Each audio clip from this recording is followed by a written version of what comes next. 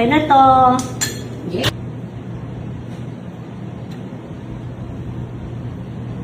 Ready na! Hali na kayo! Kain na na. Dali na, lapit na. Yung kanin plain, ay yung puti.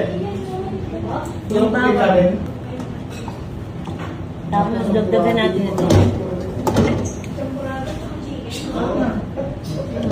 Ito ma'am, tinapa. Tinapa. Lagyan yung tinapa. Yes, yes. Gusto ko kumain ng lechon kawali, kaso yung anak ko naman, gusto niya may sabaw kasi bagong tray siya. So, gawa natin ng paraan. Meron ako ditong liempo. Hiwain ko lang to sa gitna. Itong sibuyas, hahati lang natin to sa gitna. 5 sibuyas itong ilalagay ko. Pero okay lang naman kahit 1 or 2 sibuyas. Sa mahal ba naman ng sibuyas ngayon. Lagay natin dito yung liempo. Lagay natin itong mga sibuyas. Salt. Pamintang buo. Tapos pakukuluan lang to hanggang lumambot yung baboy. Habang pinakalambot natin yung baboy, gawa tayo ng mango shake.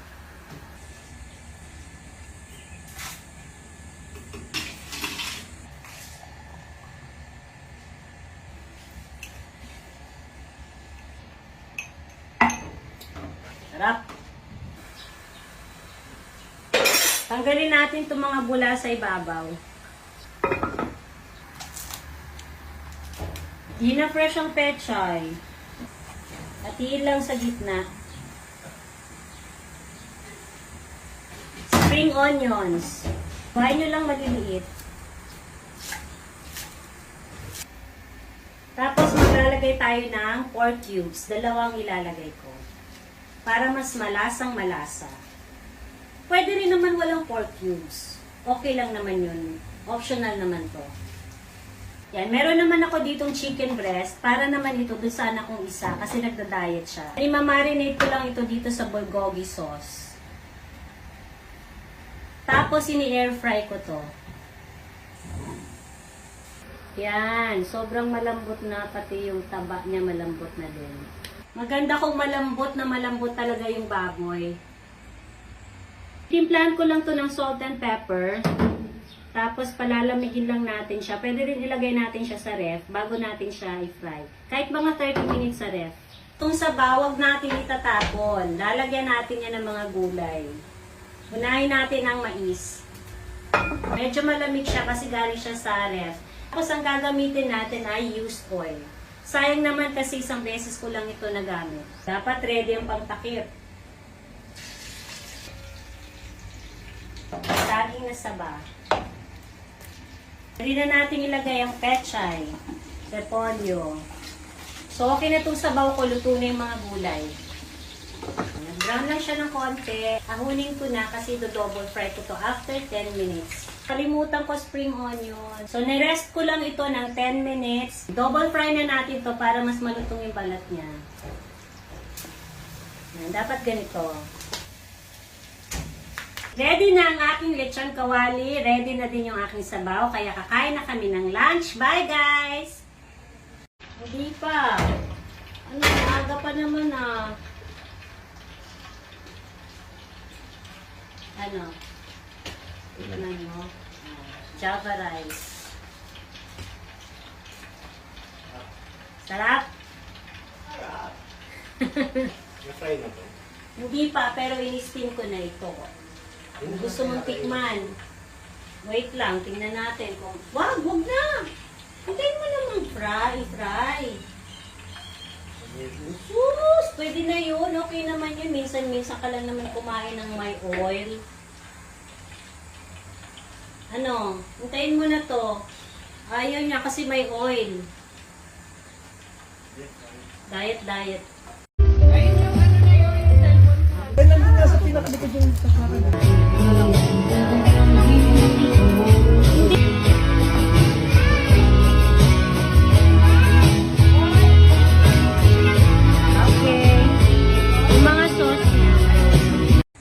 Paksiw na pinangat or pinangat na paksiw na may kamyas. Kung ano man ang tawag nyo. Pero ito, version ko to. Ipit-pitin ko lang to. Bawang.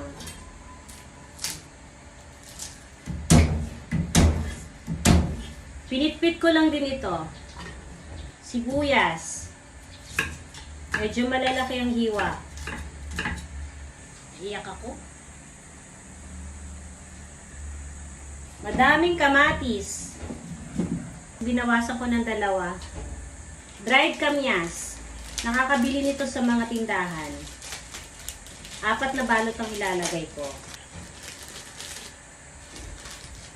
Tapos ilatag lang natin mabuti ito. Ganyan o. Malalaki yung galunggong na nabili ko, kaya hahatiin ko na lang to sa gitna. Latag lang natin siya dito. Durugin lang natin tong pamintang buo. Toyo. Suka. Konting water. Lagyan natin ng talong.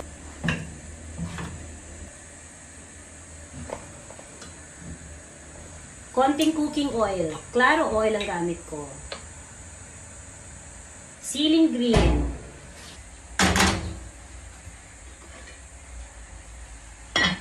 Lalagyan ko ng konting salt.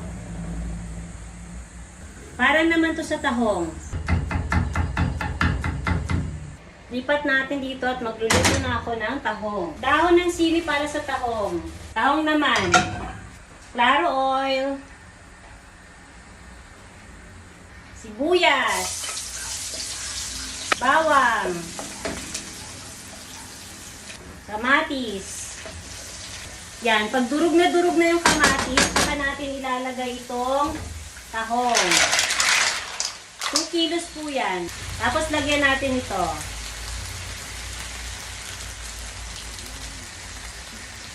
Salt, pepper, tapos pakukuluin lang to at pag kumulo na siya, tsaka natin ilalagay yung dahon ng sili. Ilagay itong dahon ng sili. Medyo maliit na kaserola yung ginamit ko. Dapat medyo malaki kasi 2 kilo ito eh.